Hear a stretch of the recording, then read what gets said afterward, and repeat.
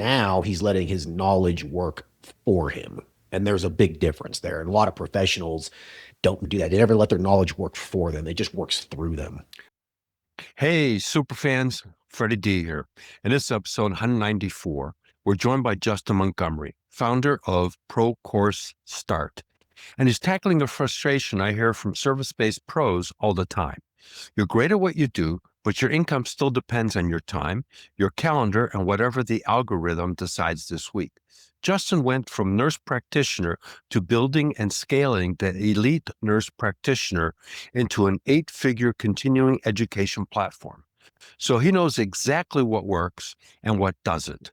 Now he helps doctors, therapists, attorneys, chiropractors, and other credentialed experts turn their knowledge into trust-based, high-margin education businesses that create real passive income, no gimmicks required. Welcome, Justin, to the Business Superfans Advantage podcast. Great conversation that we had before we started recording. Welcome to the show. Yeah, thanks for having me on here, Freddie. Appreciate it. How did you come up with this Pro Course Start program that you've got, teaching people how to create their online courses and kind of create a second income or a full-time income? But what's the backstory? Because it didn't just come out of nowhere. Yeah, sure. So I'm a nurse practitioner by training. And so I graduated nurse practitioner school in 2013 and worked in a variety of different settings like emergency departments and urgent cares and some various things like that. And I was just getting burned out personally, exchanging my time for dollars, essentially. Like I would have to go to the ER, I'd have to go to the urgent care, I'd have to see patients, I'd have to work my 12-hour shift. And sometime in 2015, 2016, I kind of had just this light bulb moment. I was just like, I think I was like 35 at the time, something like that. And I just had this light bulb moment where I just realized that I'm stuck here. Like I've already hit the ceiling in my career. I mean, I'm making good money. I'm making $150,000, $200,000 a year. I mean, I had no complaints there, but I had to go to work and see patients. And if I didn't go to work, I didn't get paid. And so I was just like, just getting burnt out. And so I just had this light bulb moment where I was like, I got to start something else. I have to do something else so I can have some passive income, recurrent income, et cetera. And so I used the skills that I had developed as a nurse practitioner. I started a couple practices. I started some men's health clinics and a medical cannabis clinic. And I did that for a couple of years. I learned the intricacies and the processes of starting a medical practice. And so I did that, but I was still tied to my time. I was still the product of those businesses. People would come see me, right? Like I still had to see patients. I still had to prescribe medications. I still had to do labs. I still had to do all this kind of stuff. And I was still tied to the business. And I was like, I'm making better money now and I'm working less, but I want to get to the point where I don't have to go to work. And so I decided to start an online business. So I was like, I want to start a business where I can develop a product that sells 24/7, 365 days a year, something that's scalable. A medical practice isn't very scalable. I mean, you can scale it if you hire other providers and nurses and stuff like that to see patients for you, but then you have to deal with all the headaches and liabilities of employees and things like that. I just didn't want to go down that route.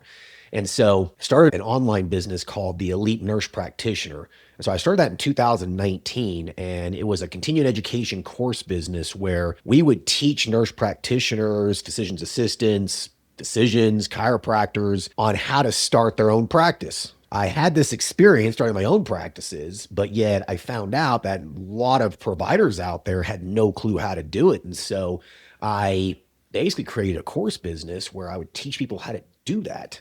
And so in 2019, I started it. And I started off with just as more like a blog. I just wrote articles about various concepts within the healthcare system.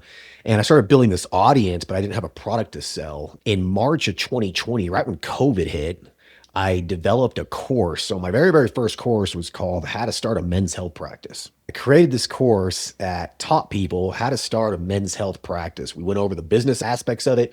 We also went over the clinical aspects of it. And so I started this. So I started creating this course and I launched it out to my audience. I didn't really market it. I just launched it to the audience that I had. And I made like $50,000 in a week. Yeah, I was like, I stumbled onto something here. So I was like, I'm just going to start creating more courses. So then I created a course on how to start a medical cannabis clinic. And I started a course on how to start a telemedicine practice. And it just snowballed from there. We created a new course every single month for 2.5, 3 years. The business scaled to 7 figures in 2020 in the first year. And I remember doing my taxes that year. My accountant was like, dude, you realize you made $1 million last year? And I was like, honestly, I really didn't realize that, but I guess you're right. I guess I did. And so I paid off my house, I paid off my cars, I paid off my student loan debt. Like I completely just became debt free. And then 2021, 2022, 2023, it just exponentially scaled from there. And so I had basically an 8-figure event there where I essentially was able to retire at the age of 39 years old from a business that I started 3 years before. And a lot of people were just like, how the hell did you do that? I mean, I can teach you how to do it. And so I started a business called Pro Course Start, where now I teach people how to start essentially that business that I created. So I focus on helping mostly professionals start a continuing education course business, not just a course business, but a professional development course business, a continuing education course business where you target other professionals, not just the general public. And so that's extremely niched, which means it can be very, very profitable. So that's my story in a nutshell. Well, it's a great story, but you hit a really important point I want to emphasize there, Justin, is that the fact that you're packaging it as continuing education for the professional, whatever vertical that's in. That's really the unique part because most professionals have to go through every year a continuing education course. So by providing that, it's helping them complete their requirement to maintain their licensing and everything else. At the same time, you're generating revenue out of it and you're helping other people create revenue out of it because, let's face it, there's 8 billion people on the planet. So you've got a little bit of a pool that you can market to. And that is generating revenue while you're sleeping. Yeah, exactly. I mean, and you hit the nail on the head too. It is a business that has immediate demand built in because every professional, it could be a lawyer to an accountant to a doctor, chiropractor, therapist, public school teacher, a registered nurse, like they all are required to take continuing education courses and they're required to have a certain amount of continuing education. And I'm just going to call it CE from here on out. They're all have CE hours or CE credits to maintain their license so they can keep working. And so when you create a business that basically provides CE courses, you have an automatic built-in demand. So it's like it has a very low barrier to entry to it. And people don't realize that. Like a lot of people want to start a course business and it's like, who are you marketing this to? What are you selling? What's your value proposition? What's so valuable about your course? Is it truly transformational to someone's life? Is it something that they actually need? And you can just skip all of those headaches and all of those things you got to think about. You've got a built-in audience waiting for the product. I mean, like you mentioned, you hit 50 grand in a week is because all of a sudden this is like, oh, I need this. It's like, versus, I wonder if this is going to be beneficial or not. That X amount of money per deal, I'm not sure. Oh, I need this because that's to qualify me for my CE requirements. It's $500. Boom, I'm done.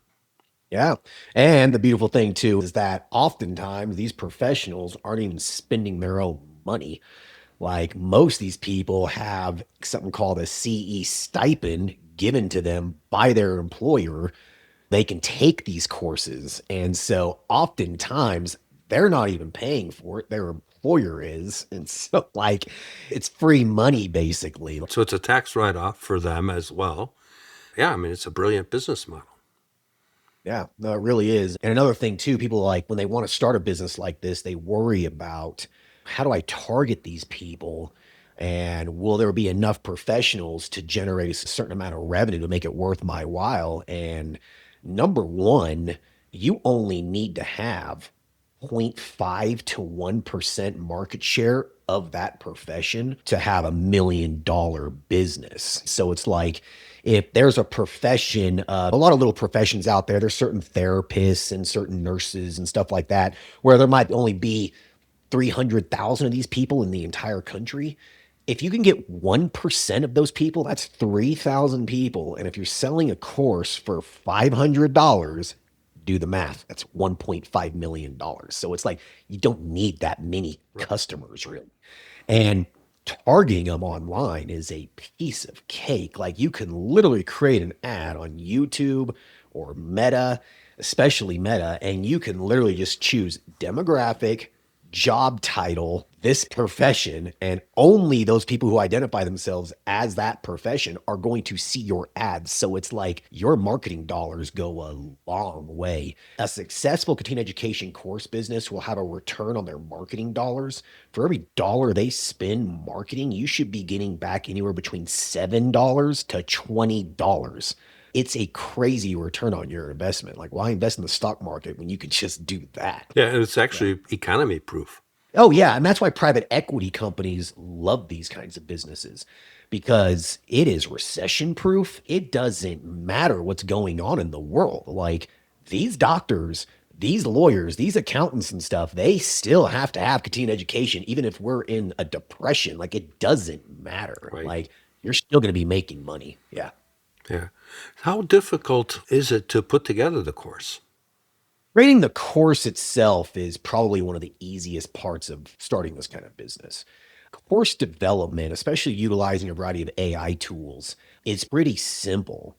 The course itself is relatively easy as long as you have some sort of strong value proposition behind the course. And so the way I teach people is I teach people that you need to have a strong value proposition for your course. The continuing education that you're teaching needs to be something that's somewhat transformational for that professional. You don't want to teach an accountant the 2026 tax code. They can look that up online themselves, right? But if you can teach an accountant how to start their own mergers and acquisitions accounting firm, that's transformational. And those are high value courses. So you want to teach something that's somewhat valuable in nature. So that's the difficult part of the course development is coming up with an idea that's actually valuable. But the course itself is relatively easy. It's starting the continuing education course business. That's the hard part. I mean, anyone can create a course, a CE course. Anyone can. I mean, any professional can. Anyone can create a course, but to actually create the continuing education course business to sell the course through, that's the hard part because you have to brand it appropriately. You have to have a strong mission and value proposition, mission statement, value proposition. You have to know how to market the thing. You need to learn how to develop consistent content to build an audience. You need to know what kind of systems to have inside the business, email lists and social media platforms and things like that. That's the hard part. And that's what I really focus on when I teach people how to do this because the course is pretty easy. The CE business, that's the hard part. Yeah, well, you're right, because a lot of people spend time getting their degrees and getting their licensing and everything else, but they're not technological people. They use computers to do stuff, but they're not in there to the level that you're talking about. And it's more importantly, not everybody understands digital marketing and how to do that because you're not taught that. You're taught to become a doctor. You're taught to become a nurse practitioner. You're taught to be an accountant, a lawyer, et cetera. I mean, sometimes I found that law firms, they're the most inefficient organizations because that's not their world. Yeah, they don't know business. You're not taught how to run a business in these schools. You're just not. And so that's a critical component of it, is that you have to teach them the technical components of it and then also the business components of it. I've had clients that I mentor who aren't even a professional. They're just a tax savvy individual. They're just a business savvy individual. And they want to start a business that's generally passive in nature, has low operational overhead, that has built-in demand, and they will start one of these businesses and then they'll just contract out the professionals to do the actual professional education component of it. And they just pay them a small amount and then they just run the business itself and take all the money basically. So yeah, so if you're business savvy or tech savvy in a way, these are really fairly simple businesses to start. Yeah, interesting. Can you share a story of how you work with somebody that had a profession and that they were looking to kind of come up with a side gig and you've helped them get it set up and they're running and now they're one of your biggest advocates, or as I prefer calling them, a super fan. It's actually attracted more business for you because of the PR that they've done on your behalf. Yeah. So I mentored a emergency room decision. Okay. He was an MD and he worked in the ER and he worked in the ER for about 10 years, about the same age as me, about 40. He was just getting burnt out. I mean, just like I was, you get burnt out doing that stuff every single day. So he reached out to me after seeing like one of my ads on Instagram or whatever it was. And he was like, I want to start a continuing education academy teaching other physicians some of the skills that I've learned. And so I need your help. And so basically I started mentoring him and I pried a value proposition out of him essentially. Like he wasn't too sure what he wanted to teach. And so we spent about 4 hours just going over all the stuff that he knows. And we discovered that he's really good at teaching residents, physician's assistants, nurse practitioners, registered nurses in the ER a variety of different procedural skills. So, like, as an example, like suturing, as an example, okay? We created a course business, a CE business, where he doesn't really target seasoned ER physicians, but he'll target new residents, he'll target physician's assistants, registered nurses, et cetera, and he'll teach them how to do like advanced suturing, splinting, abscess drainage, starting a central line, just all these different ER procedures. And he started that back in, let's see, I think it was probably like March of this year is when he launched. The first month was a little slow, and then we kind of had to work a little bit on his marketing messaging and kind of really dial in on who he was targeting online. And that's December now, and I think he's on track to do about $450,000 this year alone. Wow. After back in March, yeah, he's been open for 8 months, and he's made more money in 8 months, generally passive, than he makes in a year working his ass off in the ER. So yeah, he told me, he's like, dude, if this keeps working like this, in probably about a year, he's like, I will probably just stop working in the ER and just focus on this. I'm like, I don't blame you one bit. Yeah. Yeah, because especially the heart doctors, they got to be on game all the time. I mean, there's no off. So the emotional drain when you come off the shift, because I've known some people that have played in the ER room and they say when they're done, they're drained. I mean, because you got to be top of your game every day that you're on. So totally makes sense that he was, the burnout. Yeah. I mean, I worked in the ER myself. I mean, after a 12-hour shift, there's no other time or energy to do anything else. You go home and you go to bed, and then you got to wake up and do it all over again. And then 3 days later, they switch your shift from day to night. I mean, there's very little quality of life there. Yeah, he just burned out. So now he has a business that's actually working for him. He was letting his knowledge work through him as an ER doctor. He learned all this stuff in med school and in residency and all through the 10 years of experience that he has. And he lets his knowledge work through him, seeing patients and doing that sort of a thing. Now he's letting his knowledge work for him. And there's a big difference there. And a lot of professionals don't do that. They never let their knowledge work for them. It just works through them. And that's a really important point I really want to emphasize, because you're right. A lot of people leverage their knowledge with the way that they're doing stuff, but they're not leveraging it as you're packaging it to where it's working for them versus through them.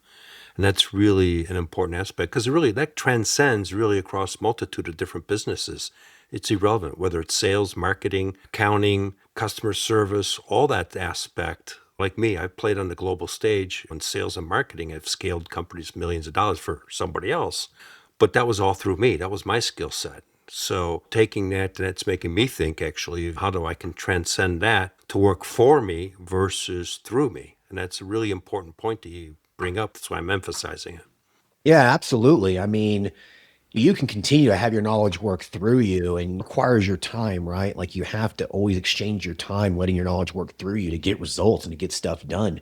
And if you want your knowledge to work for you, there's only really a few options you have. I mean, you put it on paper and you sell it through a book or a podcast or a video or a course, or you use that knowledge and develop systems in a business and then have other people have their knowledge work through them through the systems that you develop from the knowledge that you have. So there's only so much you can really do with your knowledge, letting it work for you instead of through you. Yeah, and that's why I'm really partial to continuing education course businesses. I think it's a great way to really have your knowledge work for you, and it's extremely passive. Yeah, because I've written a book. I've got the podcast. I've set up 2 years ago, I scaled a company by $1 million because we put systems in place and got people trained and got changed the whole culture mindset in the company, everything else. But that was me involved in getting that done. So what you're really doing, and for our listeners, is you really need to stop and think about that, is to how can they flip that switch and make their knowledge work for them. Absolutely. And if you do, then you create a business that actually truly works for you versus you working in it. A lot of people who start businesses where their knowledge works through them, you just end up becoming self employed to the business. I mean, you're still an entrepreneur, it's still scalable, but at the end of the day, you're still kind of employed to your business. You're still kind of a slave. Yeah. So you want to try to let that knowledge work for you in a way where it actually, the business works for you, generates income for you without your input. This is something I always talk to my clients about. And I ask them during one of our initial strategy calls, I ask them, there's something called the 2 week rule. And the 2 week rule basically says, do you have a business that allows you to take 2 weeks off and you have absolutely zero input into that business, zero input, nothing, no emails, no calls, no texts, absolutely nothing. And it's still generating the same amount of income as it did before you left. And if you answer no to that question, you do not have a You got a business. glorified job. It's a job, It's a right? glorified job. At the end of the Yeah. day, it's a glorified job. Yeah. You got to be able to walk away, as you said. And really, 2 weeks is a minimum. I mean, I would think you'd want at least a month to 3 months to be able to walk away from the business. And it still operates, you're still making money. And more importantly, it should be growing without you being involved in it. That's when you've got a business. Yeah, and there's the book E-Myth. I'm sure you've read it or familiar Mhm. with it. And it's getting systems in place and training people to mimic and the same approach everywhere else. So you look at McDonald's is really where that all kind of started. Likewise with the assembly line, with Ford coming up with the way of systematized method. So every car is the same, every hamburger is the same. Once you've got that implemented, that's the only way that you can walk away is having a system. What you're doing is a completely different approach, which is now you're taking your knowledge and you're having it work for you in a way that you're not even involved in. You don't even need a team. Yeah, really. I mean, you develop systems within the continuing education course business. Your product sells 24/7, 365 days a year. The entire process is automated. You have ads going out at all times. The checkout process is automated. When someone buys your course, it automatically enrolls them into it. Like it requires no input from you whatsoever. You still need to have, though, a small team. And I'm talking about like one virtual assistant to handle just basic customer service, technical issue kind of stuff. Like someone will email you, hey, I can't log into my course. Well, let's take a look. Okay, well, instead of you can put your email in here as whatever.com and instead you put .con or something. It's just like some basic technical issue stuff. So you still have to have someone there to just do very basic tasks for you. But if you have a team, if you start a CE business and you want to run it by yourself, then the 2 week rule doesn't really apply because there's always going to be a customer service issue or a technical issue or something like that. And you're going to have to deal with that if you want to deliver a decent customer service experience for your customers. And so if you want a continuing education course business that actually works for you and the 2 week rule applies, or even the 1 month rule or 3 month rule, you have to have a very basic team. But the beautiful thing about it is that they're not employees. They're contractors. So you have no W-2 employees. They're all 1099 virtual assistants, or you 1099 out a marketing company to do some basic marketing for you. So like it still just runs itself. And then you take a month off, you come back, okay, let's develop another product or something. But yeah, that's how you really get that business to work for you. Yeah, I mean, it's a really interesting model. You're the first person that I've had on this show that's really talked about this whole idea. So my head's going a little bit thinking about it because I'm going like, wow, it's just something I've never really even entertained. I've Yeah. built courses and things like that, but not from that perspective.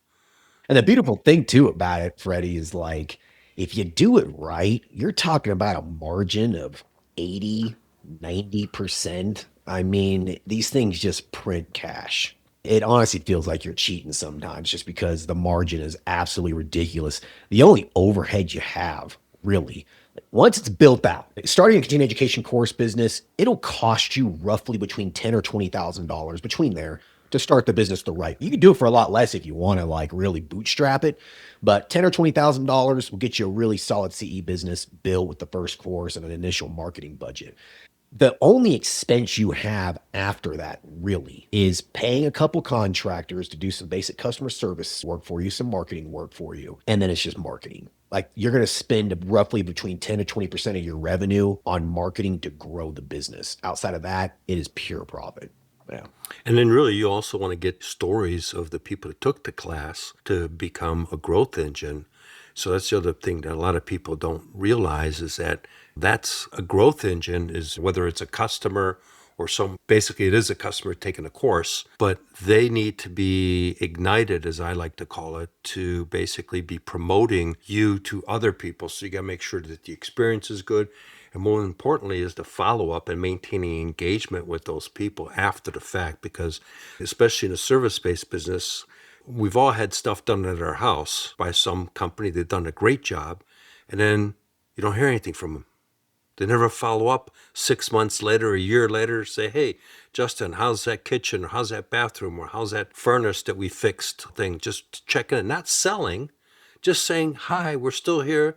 Because when I went through a divorce years ago, I had two real estate agents, and I've shared a story in the past, and it worked out because my ex didn't like one and liked the other, so we were able to get rid of stuff. I moved into an apartment for a while till everything settled. I never heard from them again. And when I was ready to buy a house, I couldn't find their information because I had moved and all that stuff. So I went with somebody completely else. Had they taken the time to remember that, oh yeah, he's renting a place for a year, the divorce is going to get done, he's going to probably want to buy a house, we should stay in contact. It's the same thing with people taking a course. You need to stay in contact with those people because that's your growth engine. 100%. I mean, 100%. I totally agree with you. The business that I scaled before the Lead Nurse Practitioner, I mean, our courses were so transformational and the customer service experience was so solid. Like if you emailed us a question, we responded within 12 hours. And it just built a group of just absolute Super loyal fans. super fans, loyal fanatic fans. And when I go speak at conferences through that business, it's just like people come up to me and just shake my hand and want to give me a hug and things like that. That business just markets itself at this point. So, yeah, you really have to follow up with people on a regular basis. One of the critical aspects of a CE business in terms of building super fans and building a solid audience, the key component of that is developing very consistent, valuable content on a regular basis. I really like the example you said about a realtor. That's a solid point. Like I have a realtor that I've used up here in Colorado Springs. I used the guy to buy a house, and then I used him to buy another like Airbnb that I wanted. And then I needed him to then sell the Airbnb 8 months later, just because it just wasn't generating the kind of cash that I wanted. It was more of a pain in the butt than anything else. But like every month, I get a letter from the guy with a coupon or something for a free meal at whatever, Panda Express or something like that. So like he's always whispering in my ear. And I remember the guy because he's always whispered in my ear once a month. And so got to do the same thing with a continuing education course business. You got to always be whispering to your audience, always whispering in their ear, even if they're not even a customer, but they're still someone who's an audience member, right? Who just like enjoys your content, enjoys your videos, whatever. You got to continuously whisper in their ear with regular, consistent content. And if you do that, the people who never bought from you, they might buy from you a year from now. Right. People who bought from you, if you continue to whisper in their ear and you develop a new course, they're probably going to buy the new course, right? Sure. So, I mean, absolutely critical. Yeah. And the other thing too is that I talk about a lot is leveraging products. For example, this is just a simple water bottle, but it's got my logo on it. So it's who's it about? It's about me. You don't care. Could care less, right? Now I put your name on it. Now it's your water bottle. Completely changes the dynamics of that thing. It's still my logo, but now it's got your name. It's personalized. And so now all of a sudden it's don't touch my water bottle. And so that's the other thing that I talk about is when you have conversations with customers or suppliers or everything else, I always send out a little bit of a gift of something where I stay in contact, basically the whispering. So this is a way of whispering using your verbiage to stuff. So for example, all the guests I had in the show that gave me their mailing address, they all got a Thanksgiving gratitude card thanking them for being on the show this year, helping grow the show and everything else. It was just me expressing gratitude to them. It cost me little money, but I got people to message me back saying, wow, That was so cool. That's so thoughtful. Those that give me a mailing address, I usually send them a coffee cup, which has got the logo and their name on it. I've had people post that on LinkedIn.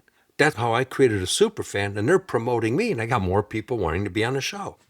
Yeah, absolutely. 100%. I really like the idea of like something as simple as a water bottle, right? Like when we have conferences, we'll give out like a Yeti cup and it has the logo of the business on it. So like when they're sitting at their desk and they see that, every single time they look at that and they just read it. You got to put their name on it. That's the difference. That's the difference. That's the Yeah. difference. No, I've been doing that. Because now that they've got their name on it, it's theirs. It's not yours anymore. It's theirs. And they'll cherish it and they'll protect it. Because, like one of the guys that I'm friends with now, that was a guest on my show, he says he takes his stuff to the gym all the time that I gave him, and he loves it.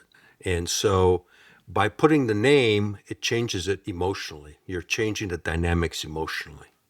That makes sense. And with a continuing course business, continuing education course business, you're doing the same thing in a way. When they finish the course, at the end, they're awarded a certificate of completion or a certification. Right. And it says this person completed blah, blah, blah, blah, blah course. And then it has their name on it. And these people then print that off and they put it in a frame and they put it on the wall in their office. And so it's personalized. They always remember it. It's actually a good point. I've actually never thought about that, but it's so true. Yeah. Yeah, and you can also incorporate that once they finish the course, not only they get a certificate, but then you could actually send them a gift that's personalized because there's a platform that allows you to do that, all automated. And so then all of a sudden, they not only get their certificate, but a week later, they get a little box and here's a coffee cup or whatever it is in there. Congratulations on completing this. They're going to tell everybody. Yeah. It only costs you $10. Yeah, cheap money for great PR. Yeah, 100%. Yeah. So that's one of the ways that I work with people to think of a little bit of a different way to create a sales team out of those people. Right. Yeah, it's really important to do that, especially in this space. You got to have people who are leaving you reviews. Like in the continuing education course space, not as much as just the course space in general, but people are very leery and very suspicious of what kind of promises you're making with your course. And the only way to break that barrier down is by having testimonials and reviews. And the only way you're going to get people to take the time out of their day to leave you a review or a testimonial is to change their life, mail them a coffee cup. I mean, something like that. And then they'll take the time out of the day to do that. And it just generates more business for you. Yeah, because now it's giving you social proof. I mean, it's one of the things that I've told people is, especially in the home improvement industry, is you got one of these things, they're done, you've finished the project, they're super happy. Hey, Justin, can I get a quick testimonial from you? Right then and there. It doesn't have to be Hollywood, doesn't have to be professionally produced. Actually, it's better if it's on the phone. My wife and I, we had a digital marketing company years back, and we help people get listed on all the online directories properly. We were the first company to go with vertical directories. So if you were in the medical profession, we got you listed in all the medical professions, automotive directories, and everything else. So we went around to all of our customers and got a quick video. It says, yeah, we show up on page 1, page 2, page 3 multiple times because of all the directories. So we created about a 2-minute video of all these customers saying all this in different professions. And that was my sales pitch. Here, I just shut up, watch this for 2 minutes. What do you guys want to do? Where can we get started? The deal was done. I didn't have to sell anything. Yeah. And that's free marketing, basically. It takes a little bit of some effort. That's it. Yeah. Yeah, it's free PR. So like one of the doctors I just posted on LinkedIn story, he would have a customer appreciation event on a regular basis. They would do it outside. They bring in food. But what he did different was he also brought in all his medical vendors because he was a diabetes endocrinologist doctor. So he'd have all the suppliers for the insulin shots and everything else all come there on a Saturday. And it was a perfect opportunity because patients would get more face time with the staff. They would get face time with the providers, so the suppliers and providers, so they got to know more about the stuff. And I was there grabbing social proof with my phone. And then we put together the testimonials and he got more people. And everybody was more than happy to give the testimonials. And then we also got testimonials of the staff talking about the suppliers, so we made the suppliers look good. And we had the suppliers talk about the company, so we created a whole marketing engine out of an appreciation event that he holds every year. Yeah, yeah, no, it builds a really fantastic cycle for new customer acquisition and things like that.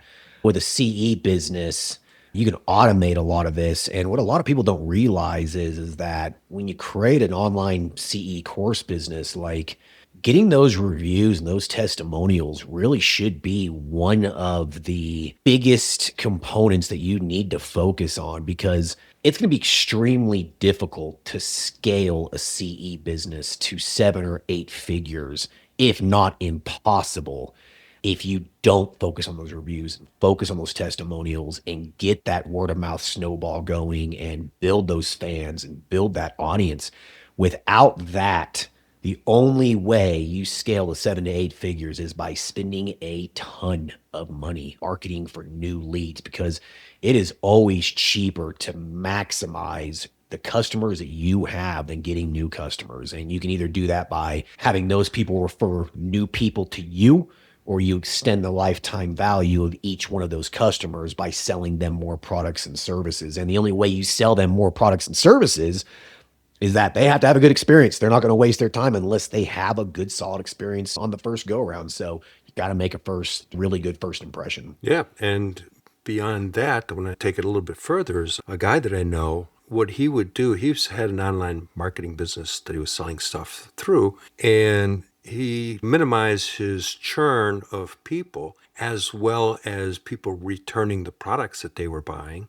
He would automatically, after they made a transaction, they would get a thank you card in the mail, physical card mailed in there, thanking them for their purchase and everything else. And it significantly dropped his return and minimized his churn on people just because of that simple gesture. Yeah.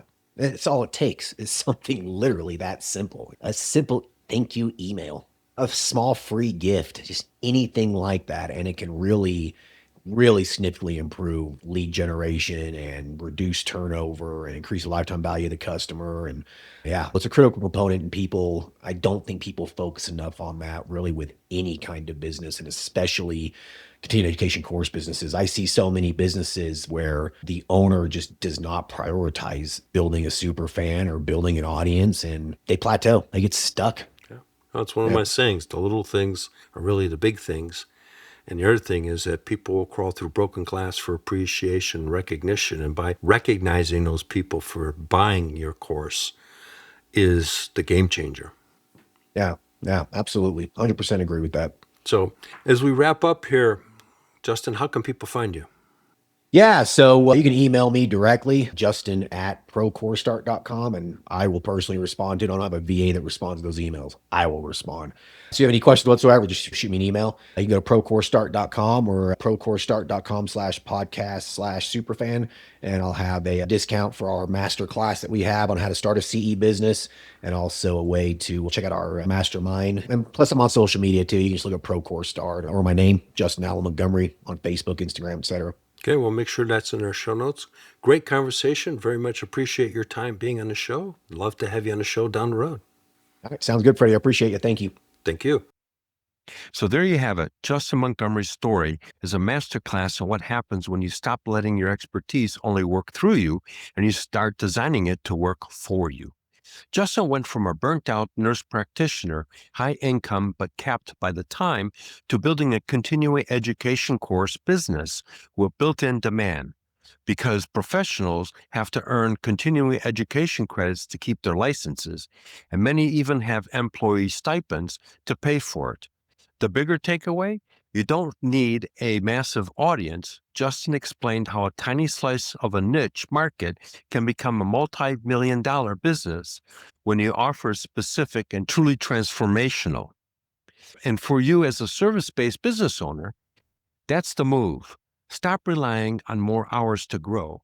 Package what you know into a system or offer that you can sell and deliver value without you being present every time. So you can finally break the feast or famine cycle and build something that passes the 2-week rule. Know another service-based business owner who would benefit from this? Send them the link and help them get a superfan closer. If today's conversation got you thinking about where your business could be, not just this year, but 3 years from now, don't let it stop here. Too many service-based founders get stuck in feast or famine revenue, marketing that doesn't convert, and teams that depend on them for every decision. You don't have to build it all alone. Join the Entrepreneur Prosperity Hub on School. It's free to join, and it's where I mentor founders who want predictable growth, stronger teams, smarter AI-driven systems, and a business that actually scales. You'll get the Service Provider Prosperity Playbook, weekly growth strategies, and direct access to other growth-focused entrepreneurs inside live virtual sessions designed for real collaboration, not small talk. So go to schoolskool.com/eProsperity Hub and step into a smarter way to grow. Thanks for tuning in today. I'm grateful you're part of the Business Superfans movement. Every listen and every action brings you closer to building your own superfans. Be sure to subscribe to the show. We've got another great guest coming, and I'll talk to you in the next episode. And remember, one action, one stakeholder, one superfan closer to lasting prosperity. We hope you took away some useful knowledge from today's episode of the Business Superfans podcast. Join us on the next episode as we continue guiding you on your journey to achieve flourishing success in business.